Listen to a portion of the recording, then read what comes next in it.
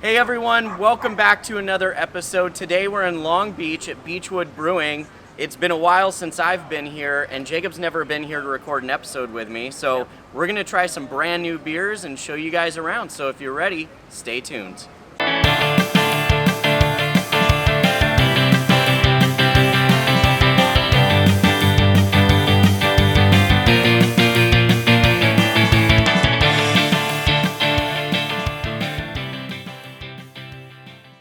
Welcome back, beer lovers. My name is Jacob. I'm Jeff. And today we're here at Beachwood, ready to try some really amazing beers, because if you guys don't know, Beachwood is really good at making beer. Go figure. It's been a while since I've been here. It's been a while since you've been here, too. We have had a review at this location before. I wasn't there, though, so I feel like it's time to come back. But also, they're doing a lot of cool new that we would love to show you. So if you guys are ready for that, Let's have some beer.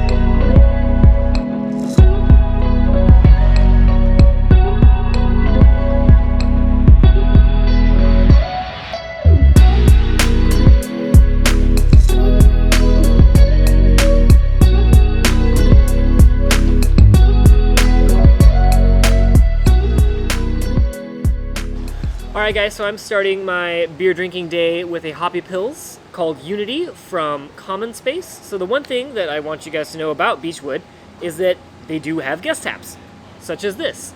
This is also a really cool guest tap because it was a collaboration beer made with the LA Brewers Guild, part of which Beachwood is.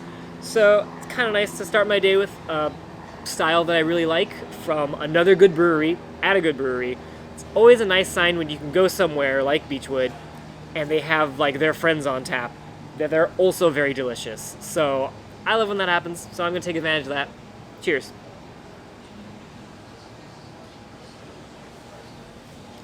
Yep, nice, crisp, got that clean bitterness. Doesn't really linger too much. That's what I want from a hoppy pils.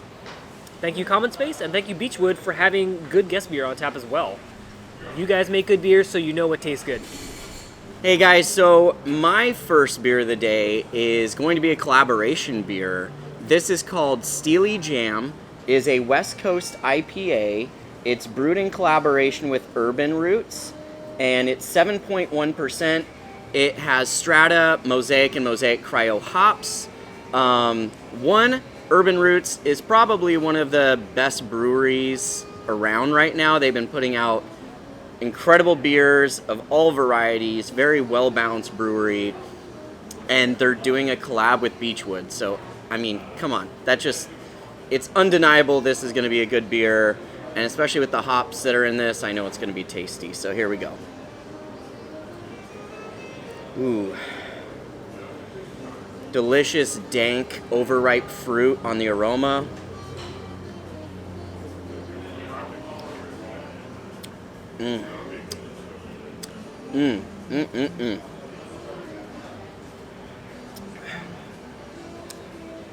Damn, guys, I'm sorry. Had to take a minute and enjoy it a little bit. For those of you guys who like dank beers, this is definitely like a winner in a glass. It is super light and refreshing, yet you get just like nice dank resinous notes. They're not overpowering to where it's lingering on my palate. They're there just long enough for you to enjoy them, and then they're gone and it makes you want another sip. There's also a really nice presence of like that overripe, oversweet fruit, hints of pineapple in there, a little bit of orange, peaches, and actually a little bit of like strawberry jammy jamness, which I'm guessing it's called Steely jam, so that would make sense. I definitely get that in there as well, but overall, really light body, super drinkable. If you guys come down to Beachwood, this would definitely be a nice sunny day kind of beer.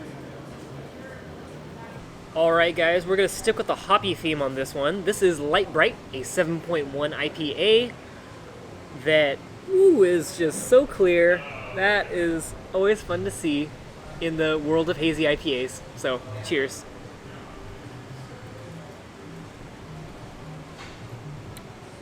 Wow, okay, that might actually be lighter and more fruity and refreshing than the hoppy pills I just had. This is a whole extra percent more alcohol. Feels like an extra more percent in body, but in flavor it's just so light and floral and easy to drink, and I think, yeah, the bitterness actually lingers less than the hoppy pills did, which is fun and exciting. If you are a fan of IPAs, this is going to be a really easy one to drink. Next on the docket, I wasn't sure if I was going to get this or not. It actually did look like Knucklehead Red was out on injury. They had almost tapped out of this beer. Luckily, they still have it. This is actually the dry hopped Knucklehead Red, and it is 5.7%. It is a red ale with Centennial and Columbus hops. If you guys have ever been to Beachwood, Knucklehead Red is one of their staple beers. They typically have it year-round. But I've never had a dry hopped version before. Sounds really interesting, so let's check it out. Cheers.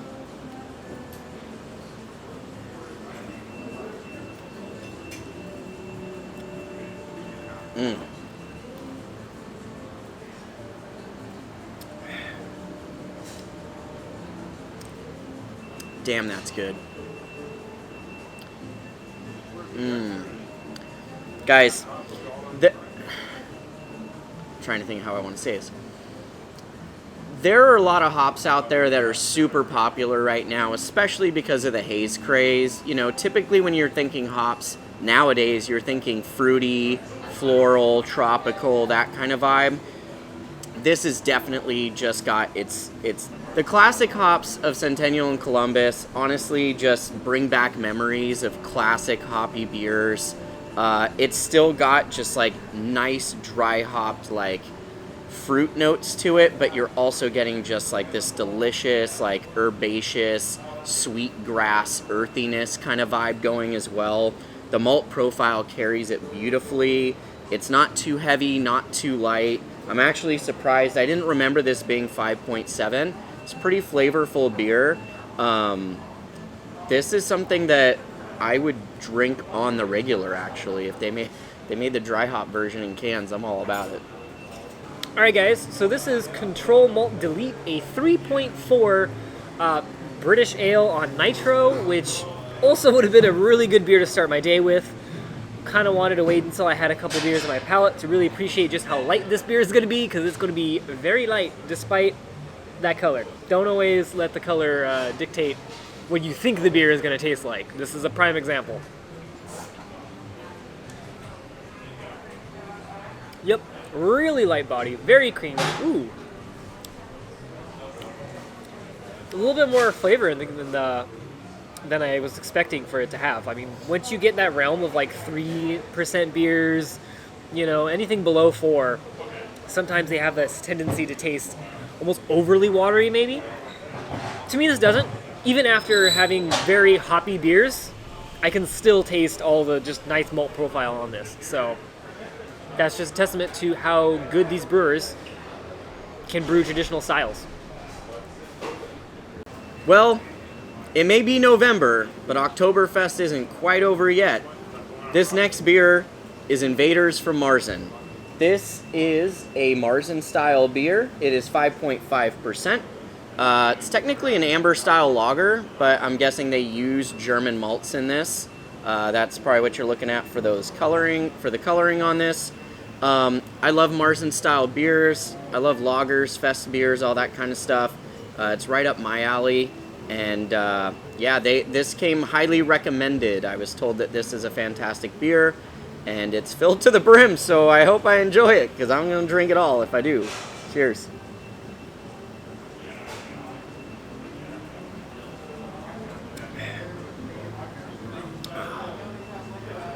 Yeah, this is like an easy drinking beer. This is very just chill. It's not over carbonated. It's not over flavorful. You're getting nice sweet malt profile on there.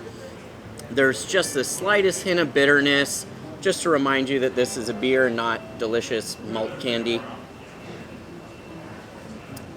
Carbonation's a little light on this, but I will say this beer's been sitting out for like probably 10 or 20 minutes at this point. So carbonation might have died down a little bit. I would have liked a little bit more bubbliness. But aside from that, the malts are fantastic. And at the ABV, I could drink quite a few of these. All right, guys, if you are a fan of Beachwood, I'm sure you've heard of Mocha Machine, which is their Imperial Coffee Porter. It is probably one of the big kind of chocolatey beers that you look forward to when they come out with it. And this kind of made sense to try this first before I go on to the next one. So, cheers.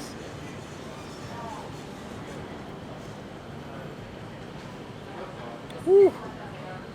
And that is just so much of a bigger beer than all the other ones I had before. Not only is it the darkest one, it's also just the one with the most punch, and I don't think anyone would describe this as a light beer.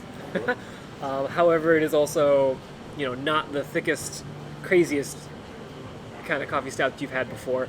It is actually still really balanced for what it is. So that's nice, because that means I can drink more of it. Especially in California when I want it to be cold and nice stout weather, and I have a feeling today is going to be a lot hotter than I want it to be. So this is a nice balance. All right, guys, so my next beer up is one of my favorites here at Beachwood, but it is tweaked a little bit from what I'm used to. This is the wet hopped version of Street 3 Block 2. It is an American Pale Ale at 5.5%, and it is beautiful. What was I going to say? Well, it's beautiful. I've had this beer quite a few times, and to me, it is just the best, like, casual drinking beer I could have, especially in Long Beach. You got, like, the ocean breeze blowing. It's usually pretty sunny outside. It's a little cool because of the beach weather. This just kind of matches the vibe of Long Beach for me, like to a T. So the wet hops in this are Simcoe hops. If anybody was following Instagram when all the wet hops started dropping at all these breweries, you'd see them falling left and right. People are making beers as fast as they possibly can. A lot of the beers that I've had from wet hop season this year have been Strata. So it's going to be interesting to try some Simcoe hops. So here we go. Cheers.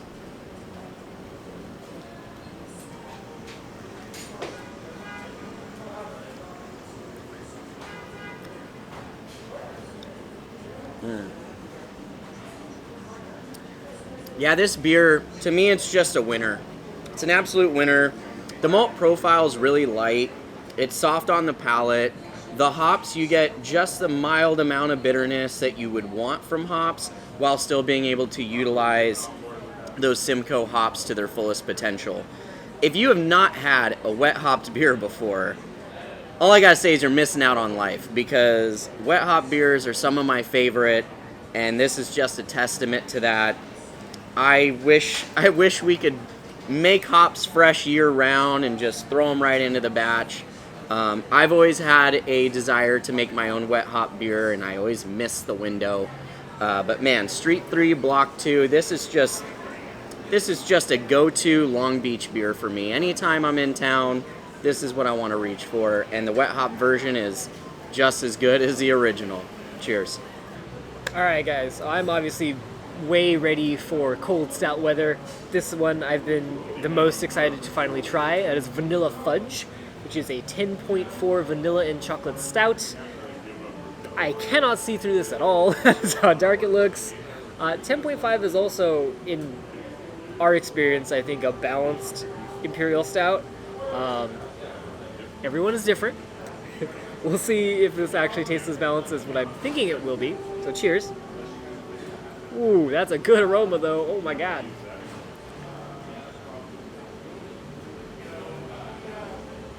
Woo! She is a pastry boy for sure. That was a very sweet, just fudgy vanilla goodness. Oh my god. Woo. Dang, that's a lot of vanilla. They didn't skimp on the vanilla. Yeah, it's not overwhelmingly just chocolate. The vanilla presence is very much there. Kind of impressive. You know, it's almost like, I don't want to call it a session FO, because what does that mean? But it is definitely a, you know, this is easily 4 to 5% lower than some other big bourbon barrel vanilla stouts. There is no bourbon barrel to get in the way of the vanilla, so the vanilla is very present. Maybe too much vanilla for some people. It is definitely more, to me, more vanilla than chocolate. That is not necessarily a bad thing, especially if you're like me and love vanilla ice cream. This is like a vanilla ice cream with like chocolate sauce on it. Is probably, that's how I'm going to describe it. So if that sounds fun to you, here you go. So, if you could make your own ideal hazy IPA, what hops would you want to add into them? Well, I feel like Beachwood basically gave the same answer that I would, and that's making their 28 Days Later. So this is a hazy IPA. It is 6.8%, and they use Mosaic, Galaxy, and Citra hops.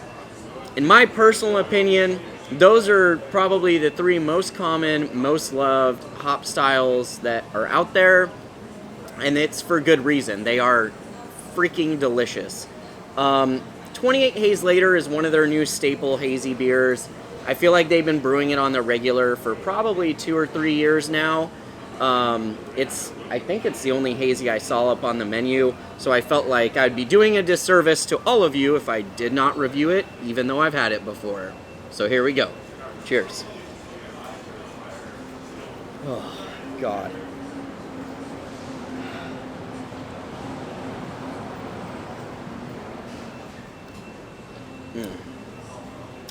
Yeah, guys, so Beachwood makes a lot of hazy IPAs. So if you're a haze bro, you can come here and they typically will have quite a few hazies on tap. But this is a staple beer for a reason. It's just made to perfection. Soft mouthfeel, just the right amount of bitterness, and you're getting just tons of fruit from those hops. It's super aromatic. I mean, if you saw my face, I was like, when I was digging in on it, like, wow, just absolutely amazing aroma. The flavor is super, super good. And what is it? It's 6.8%. So it's kind of danger mode territory. I feel like this is probably the beer that I would sit down and have 4 or 5 of and then be like, oh shit, I'm drunk. That's this beer, if I'm being truly honest with you. But it's kind of not a bad thing. I would just say come to Beachwood and have a DD or Uber or whatever. But this is definitely just, it's just an all-around great beer. I'm so glad that this has become part of their regular rotation, and I hope that they continue to make it, because it's friggin' delicious, guys. Delicious. Well, guys, Jacob and I have tried the beers here at Beachwood, and it's time to tell you which ones our favorites were. So, Jacob, I'm going to volunteer you to go first. This was really hard. We've had a few of these brewery reviews where we have just a bunch of their beer and we're just staring at those flights going, we both picked good stuff, how do we just pick 2? Inevitably, I decided to pick Bright IPA because I've really been in the mood for hops again, even though I've also been in the mood for stouts. But I wanted something a bit bigger than just a hoppy pills. And this was both bigger, but also so light and fruity and refreshing, and just that, what I want from a modern IPA, especially, you know, a West Coast leaning style. It just hit all the right boxes, you know? So, yeah, look how clear that is. Beautiful. It's beautiful. Yeah. Yeah, so for me, I'm in a very similar boat. I'm not surprised coming to Beachwood that we try a bunch of beers, and they're all delicious, and how do you pick your favorite child? It's always that kind of situation with a brewery like this. I was kind of between picking something that I'm used to, that I love, and picking something new that I really enjoyed, I was kind of thinking I was going to go for the Marzan, just because that Marzan, guys, is really, really good. It is really nice. It's a really well-made Marzan beer, and it's low ABV, so easy drinking. I'm all for that. The more beer I can drink, the happier I am. And then I also was kind of feeling the stout weather vibes as well. So for me, drinking those stouts, I was like, man, it's almost winter time. But to be honest with you, it's sunny today. The weather's perfect. We're not wearing jackets, so nope. It's getting into stout weather, but it ain't there yet. Nah. So I'm sticking with a staple with a tweak. This is Street 3 Block 2, wet hop version. Yeah. And damn. It is really good. I was also considering that one as well. But I had a feeling that you were going to pick that one, so I kind of just let you do it. I was close. Yeah, it's tough. for me, the thing with this beer is this is one of those beers, wet hopped or not, if you come to Beachwood, you want to spend a few hours here and just kind of enjoy the Long Beach atmosphere. If you haven't been to Long Beach, it's a beautiful city, great vibes, really cool people, artwork everywhere. It's a really cool spot.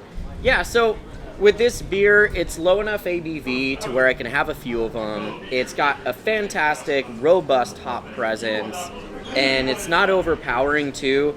This is a place where you don't just go here to drink the beer. They actually have a frickin-tastic menu, which I'll be showing you guys what we're going to be eating for lunch today because, man, the barbecue here is fantastic.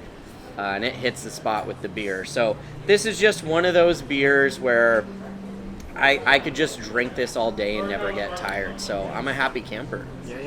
Yeah. So that's going to do it for our favorite beers. And if you guys stick around, we got a little bit more left for you. Yeah. Cheers. Cheers.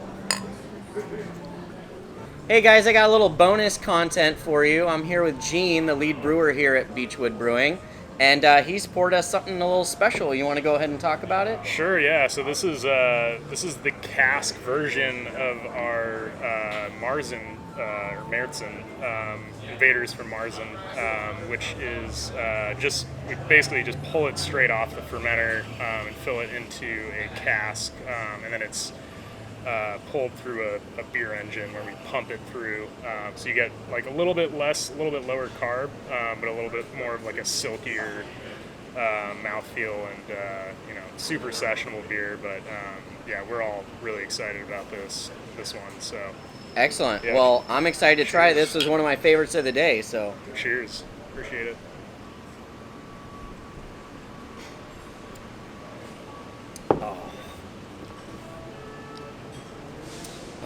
It's definitely more malt forward. Yeah. Oh, it's really good though, man. It is like Thanks. smooth. You get that, those delicious malts. Yeah. I'm guessing you guys, I mean, I can't imagine you call a beer Marzan and not use German style malt. Oh no, yeah, we 100%. Yeah, we used a little bit of Pilsner malt, a little bit of Munich malt, and a little tiny bit of dark malts too to add a little more color. Some amber. I love that malts. amber color on it for sure. Man, it's just easy drinking. Yeah, I feel like when we pull a cask of a beer like this, it's not like we're adding any extra hops or anything like that, so it really just lets the beer, like the malt profile, shine a little bit more. It's not like hiding behind a little extra, forced carbonation, so yeah. Yeah, this is definitely like a showcase of the actual like internal ingredients in this beer. Yeah, definitely. If you guys have ever had like fresh wort while you're brewing, it gives that vibe without being obviously as sweet, because the sugars have been absorbed by the yeast. Exactly. But it's just good, roasty, delicious, semi-sweet malts. Yep. Oh my god, dude, we're gonna be drinking so much beer today. I'm scared for my life. Luckily, this is a low ABV beer. We're not drinking any Imperials today. So thank you so much for sharing this with me, and it was a pleasure. Cheers, man. Yeah. Well, guys, that's going to do it here at Beachwood. We had a great time. We did, yeah. Thank you so much to Trina, Gene, Harrison, which you guys will see next week.